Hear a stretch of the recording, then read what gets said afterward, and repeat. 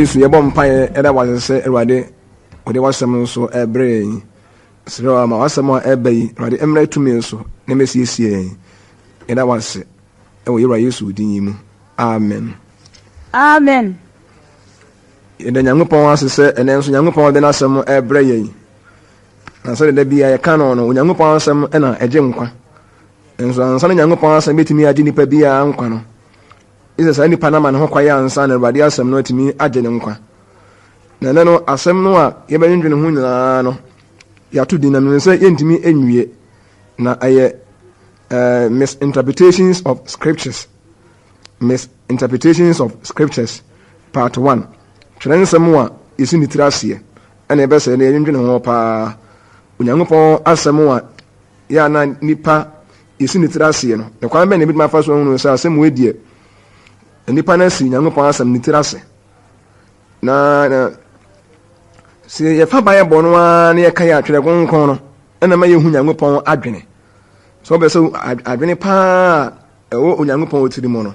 See, bet me a Hunupa, dear, not a to the one corner, and I may Hunyango Pon quai. Unyango Pon in his share are any programs. The Unyango Pon be a wire, and the war year, and the obeying in a Nimbo Korana, so the Yango Pon is the nature of God. Say, Bessie Hunyango Pon pa, sending Sutia, dear. Just a fat Bible no. To the corner and the air die, Yangupon quiet, Yangupon agony, Yangupon his share, Yangupon Tinupo. Said the Yangupon, the Sunyan Tiana, to the corner and the air than where dear today. And he said, a fat Bible, no, Treno, is seen as said, dear. And it may be a American, no. Ibisias, see, and the man to the Bible, I see ye. Near whom said the Bible, no, air capote, pa, dear. And the idea be a who pay ye, pa. Na yenhwe de ma ebinum kora so etimi ebia omo enka Bible na Bible no yesi ni trase no emu bia ko gina wasa ebinum ebu ne se omunnim tese ombu ne se omunnim Bible but omo se omo ho dodo no a Bible no anka se da ho no omo nya da nim but omo se omo ho e trase ebinum fi se ebia Bible no de se wakosu kakra nko a na sa wuma kankan nko a de a obetimi akankan na wate ase ebinum so fi se bi kura no a je se o wadwene nko a de a Bible no de obetimi ate ase easy na so ade bi a ehu pa yie pa e ba sa se de ngofo bi ejina so timi kire Bible ase no se ede mu bi di a na yen se nipa no ya Bible no kora ketwa obi o be Bible no ketwa bi a so no due se onyango pa asem no wo ye ne ketwa na Bible no so obi nso ankyerase yi a ene ya ne ka sa nipa no wasi Bible no tirase eno nso de ewuo pa na beba se manipa no eyira na manipa no nso woni nkwa entam edete so nipa Bible no eda ho no a ye kwa sorry a se asori be bekomu bia no kwa sorry a so ye Roman phone problem was Bible ho that is a phone problem of Bible ho Anglican for Pentecost Assemblies of God ni deeper life and sorry be bre ni end time for imu bia ni problem of Bible no ne mo Bible no enkyera se no eno na edin tokwa no eba no Bible no aye kyera se no Bible no eda ho no ade asodo obi okwa soro bia gidi asodo fo nyina eje Bible no di se Bible no nyango pa asem ne mo Bible no ankasa ne nkyera se no ede emma nipa no eno na de wo yera ba no so ya ntimi ankyera se yie pa sa de onyango pa anim no asete ne se etie pa ade a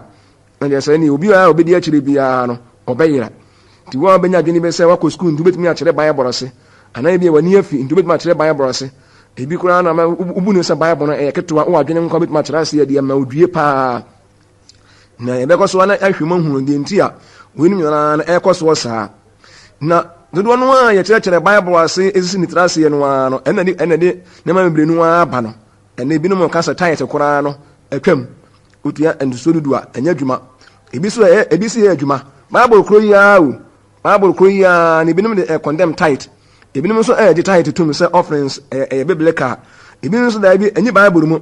ebi se rafo utwa rafo na se de ngameka se luto kra no ebinum condemn say Bible no condemn ebinum so da Bible no condemn na nyangopon ya na mbebo so nyina e be na fa na makoma ni ahwe se de ebinum keka efa ho na de sa na ebinum so ensaden wonom ensaden ya e bone so Kristo ni se wonom nsa wa ye bone binom nso kura sɛ gidini betumi ya ware obi a wonyi ni ama na yeye so ye kristoni na unim Nyankopɔn asɛm mu a na obi nye kristoni kura no a oyɛ ba hu na open na betumi ya wa no ama na yeye binom nso da bi oyɛ kristoni dia sɛ kristoni ba na ware no ana yɛ kristoni ba ma nso a kristoni oyɛ kristoni ba kristoni ba ma na so wa no di binom ka kan nyina no saa na binom nso ka kura sɛ binom nso kasa foro kura atwam kasa foro no yɛ kwa sori ya ni ya wurugum baba no ebi si atwam ebi nso da bi ɛte saa ebi nso homeda kora nso homeda ni hɔ ebi nso homeda ɛwɔ hɔ ebi nso homeda twam jesa nsam ni bebre ni na nso akwa sa Bible no na ɛde kyerɛ saa nsam we nyina aseɛ ebi nso esubo we na yɛ si amfo anko nsom ni amfo anko nsom ni amo wasu Awurade Yesu din mu a unya nkwa obi so esubo de nka hwɛ ni na na sɛ obasum Nyankopɔn na obɔbɔ brapa na ni na no Bible na ka sansam we nyina de a menyini sɛ Onyankopɔn ɛbɛka kyerɛ me sɛ we yɛ black na waka kyerɛ we sɛ we yɛ white Nyankopɔn korɔ no a ɛmma saa da sɛ even wo de wan sɛ radio kora to station bi na wa utie FM program bi na sɛ saa station na me so me de ato ne ntimi nkɔba sɛ station korɔ no a na ɛbɔ nwom ɛna ebia wo to hɔ no nso ɛkasa da bi deɛ obia bia de beto no a me to ade wunya no eno a na menya ne mum ye ntefa akọ ebia na me te kuma se patase ma won so te mampon by nam so that the same station no e wo say environment ne e so de but asam no de efiri ba bi fa akọ na eba de ye pese ya twa adwenya na yesu a ne se twere konkon no a esi ni trase no e de wo yira beba twere konkon no se esi ni trase na ya nkyerɛseɛ yi a so that bia de bɛma nipa nso ayera de inimisa ewi ase koraa no sɛ doctor prescribe aduro ma na sɛ prescription no wa news paper pa ebetim de owo koraa brɛw ebetim ma wo yare no koraa sa ayɛ wo yɛse koraa na sɛ doctor koraa prescribe aduro ma na wa nimra no sɛ de ono kan no a na sɛ betima kɔfɔ wo ha obere wa empra hi na Onyankopɔn no ɔyɛ nyina agye nkwa no ɔyɛ ɔbɔ ade na sam de ye betimi akyerɛ asɛ sɛ de yɛpɛ bia ne atimi akɔ ahemman mu emmara koraa no a constitution koraa no a edi ɔman so koraa no sɛ interpreting ya interpreting yi a ɔman ne bɛfom the Bible sɛ Onyankopɔn asɛm no esi ni trase a ɛde mɔnso bebre no a ɛna bɛbrɛ yɛ na entrasiye papa no a yebenya no enna ebaji nipa nkwa Bible mu entrasiye pa no de Bible no de agidi o de mu de Bible no so mebia Bible no bansa bia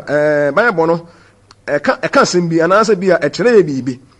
na de Bible no ekyere ye no se agidi na se ye fa so de a ena yebetimi anya nkwa de Bible no nkyerasiye no eno ne nkwa no o nya Bible no a so Bible no de meka se asɔrofo bia gye asɔrodi sunsunsɔrofo gidi nakabafo gidi muzamafo gidi presbyfo gidi nsɔre bebre no a de edu kwasi na nakwa sonda mu a ɔsɔfo ne Bible ne preach kyerɛ yɛ nkɔ edu me na nakwa sonda asɔre ahodo mu a wɔn gye homeda die nso wɔn nyina nso de Bible ne yɛ adwuma na na gye sɛ Bible no enkyerɛseɛ no ɛna ɛma ebi ne mu ayera sɛ nka Nyankopɔn asɛm no ɛwɔ 2 Peter 1:19-21 a ɔse nanso ye wadiifo nsɛm a egyina opintin kyɛnsa ɛna sɛm hwɛ ne yie sɛ kanea a ɛhran ba bi ɛhɔ yɛ kusudi ko isade ɛbɛkyen na de kyɛn nsoma na pie mu akoma mu a muye ne yie muhu e kanea sɛ atwere mu a adisɛm bia na mo nipa nkyerɛ aseɛ so efiri sɛ adisɛm bi amfa nipa pɛ so a mapɛn na emu Nyankopɔn nipa kronkron no sɛ de nkronkron no de wɔn ɛkorɔ no na wɔn kasa ayɛ Bible sɛ onyame asɛm no ankasa no ayɛ nkɔm nhyɛ Nyankopɔn nsɛm nkɔm nhyɛ no odifo bia ne ho a ɔno ara ne bɔ ne tirim hyɛ nkɔm titimire mo Nyankopɔn odifo kronkron no wɔn nyinaa deɛ Awurade ne de asɛm ma wɔn eni wɔn sɛ na asekyerɛ no nso sɛ ɛbɛkyerɛ ase yɛ deɛ a ɛna na ɛyɛ sɛ ɛsan yɛ Onyankopɔn no akwankyerɛ divine direction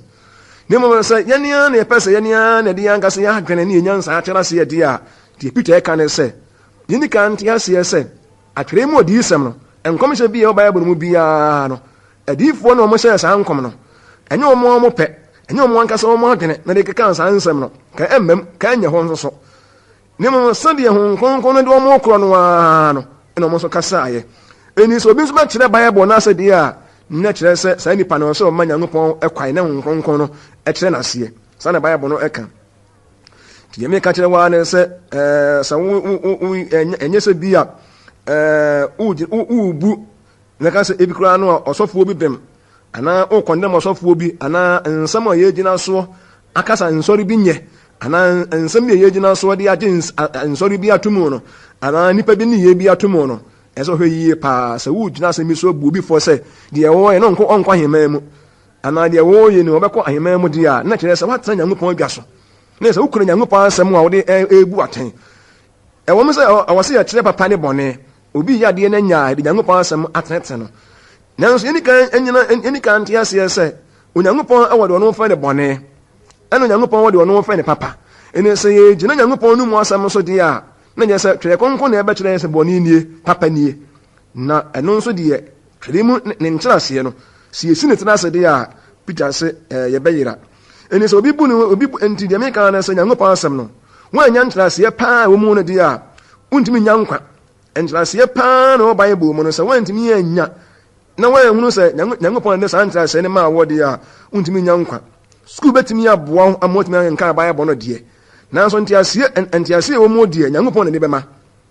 deɛ meka ne sɛ sukuu bɛtumi aboa yɛ ama Bible no yɛkenkae a ɛtumi akenkae kama paa yɛ sukuu ho mfa soɔ no bi nim akenkae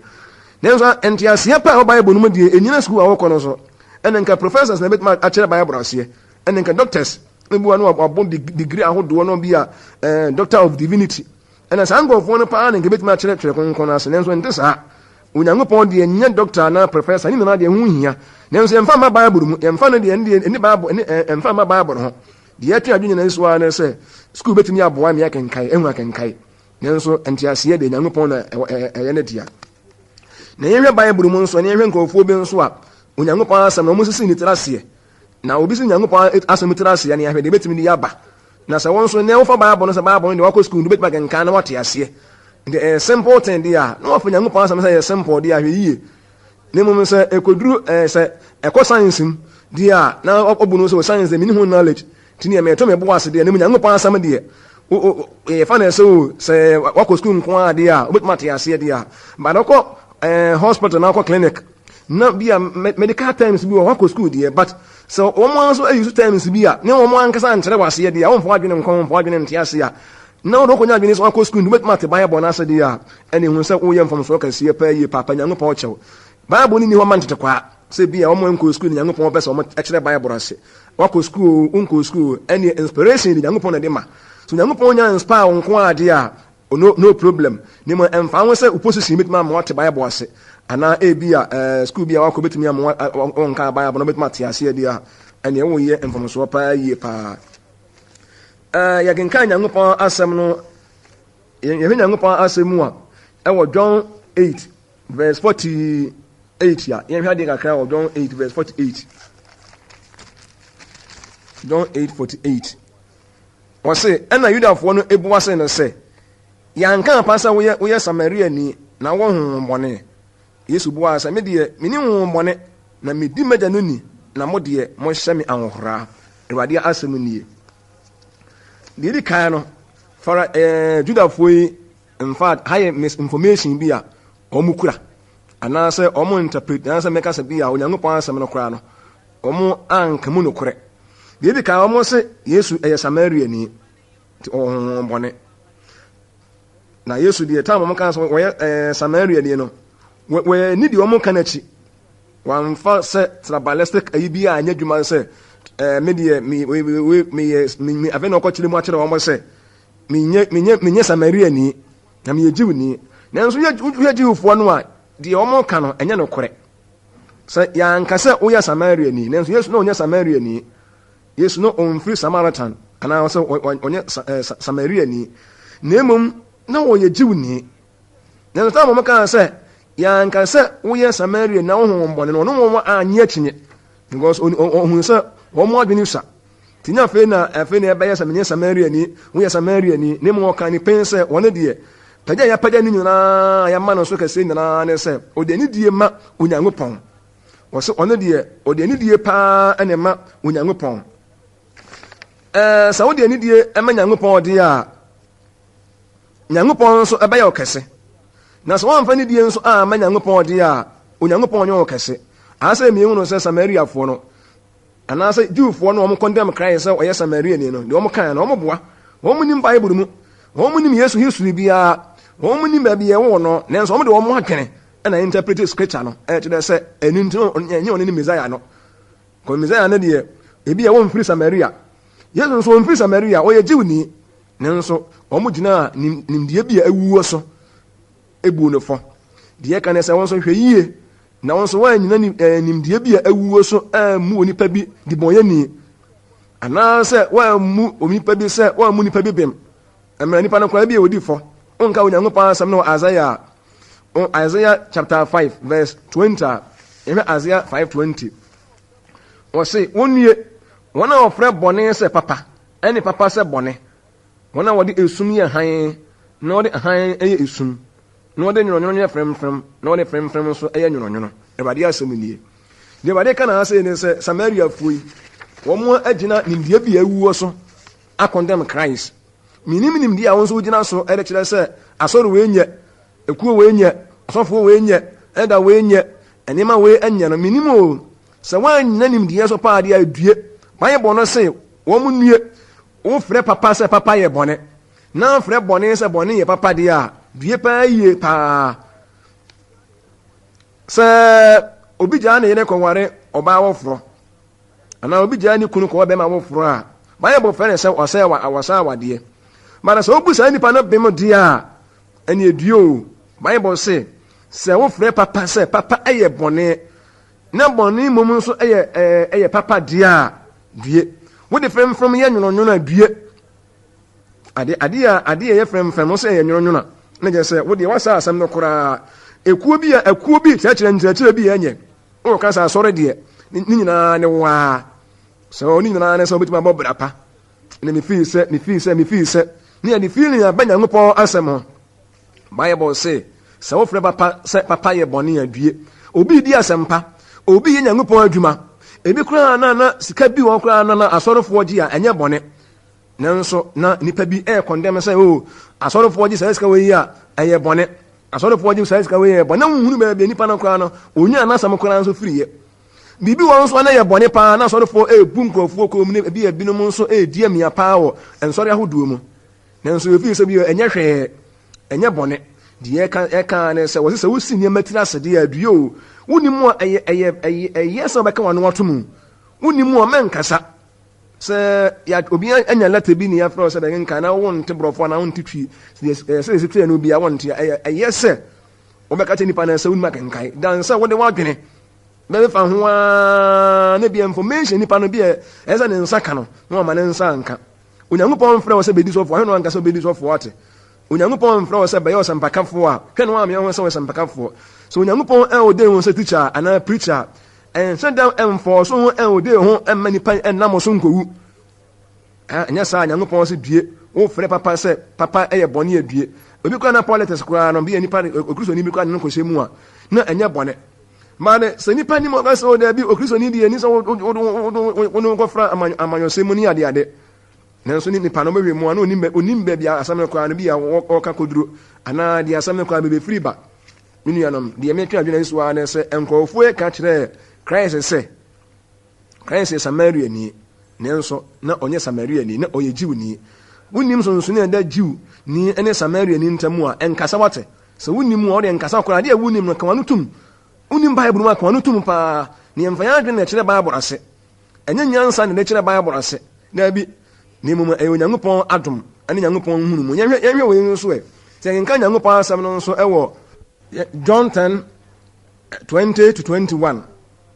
Ɔse na ɔmo bebree kaa sɛ ɔwɔ honhommɔne na wabɔ dam. Adan na mutie no.